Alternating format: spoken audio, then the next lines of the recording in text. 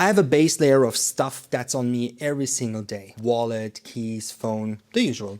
I made a separate video on those. This video is what I add on top when I'm heading into a workday. The bag, the laptop, the things that get me through real client work. The backpack is the foundation, so let's start there. This is the Bellroy Venture Ready Pack 20 liters. If you saw the Sunday video, this is the bigger sibling of the sling I use there. Same brand DNA, made for a different job. The thing I love most about this bag, the front panel drops down completely. Lay flat clamshell. Means packing it isn't a wrestling match. You can actually see what's inside instead of digging. It fits a 16-inch laptop, has a luggage pass-through for travel, water bottle pocket on the outside and inside, and a hidden valuables pocket on the side. It has a quiet design, no logo screaming for attention, and I love that. So that's the bag. Now, what's in it? This is my 14-inch MacBook Pro with the M1 Pro chip from 2021. Not going to make this one longer than it needs to be. It's the work machine. It goes in the padded sleeve. Okay, here's number 3, the tech pouch. This one's by Peak Design. I'm going to tell you the truth. I have mixed feelings about this thing. It holds everything I need, but the pouch itself feels too bulky for what it carries. There's more fabric than there needs to be. I'm keeping it because I haven't found a better option yet. So if you have one, drop it in the comments.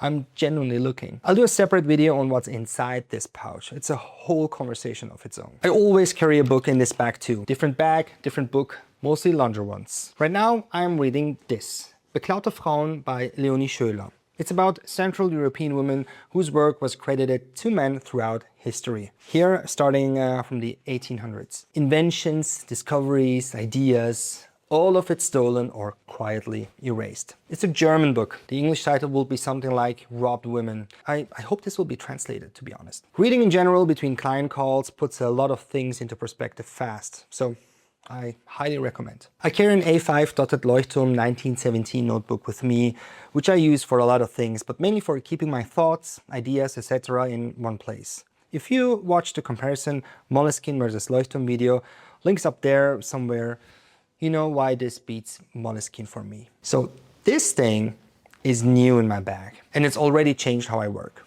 The HiDoc P1. It's an AI voice recorder, and that sounds boring until you understand what it actually does. It has 3 modes, okay?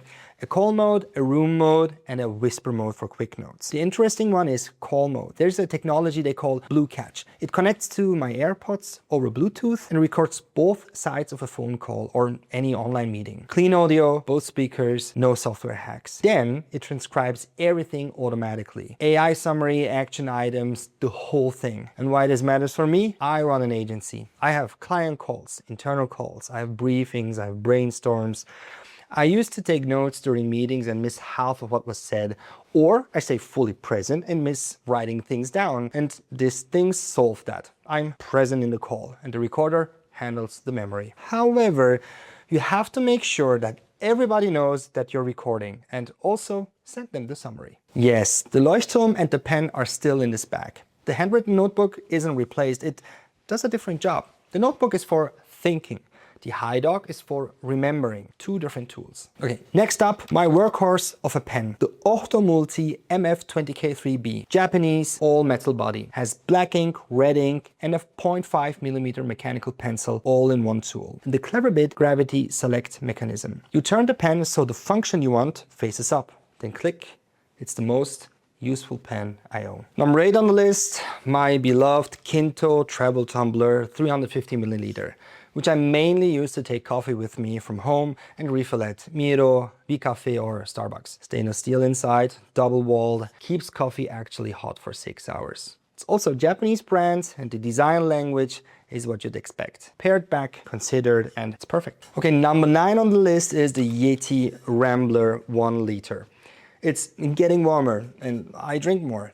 It doesn't fit in the bag sometimes, so it lives in my hand on the way to the office. And when the weather's cooler, I switch to the Kinto Trail Tumbler, 580ml, I guess, which fits inside the bag's bottle compartment. 2 different tools for 2 different seasons, same job though. And here's number 10, the last item, and probably my favorite small thing in this bag, the Hero Clip Medium. It looks like a regular carabiner, but it's not. There's a swivel hook hidden in the body that flips out, and now you have a hanging hook that holds up to 27 kilograms. And here's why it matters. I'm in client offices, cafes, hotel lobbies, co-working spaces, and there's never a place to put your bag that isn't either the floor or a chair you can't sit on. With this, chair bags, desk edges, restroom doors, gym equipment, anywhere with an edge becomes a place to hang your bag. Off the floor, out of the way. It's the kind of thing that sounds dumb until you've used one. Then you wonder how you carried a bag for years without it. All right, that's the Workday bag. More items than the Sunday version, and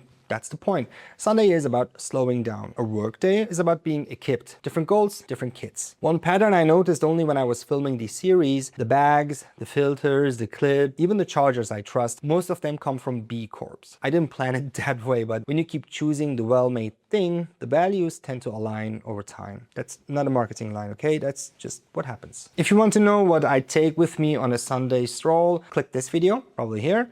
If you want to know what's in my tech pouch, click probably here if it's up already. And if you want me to do a deep dive on the HiDock P1 specifically, let me know down in the comments. See you in the next one.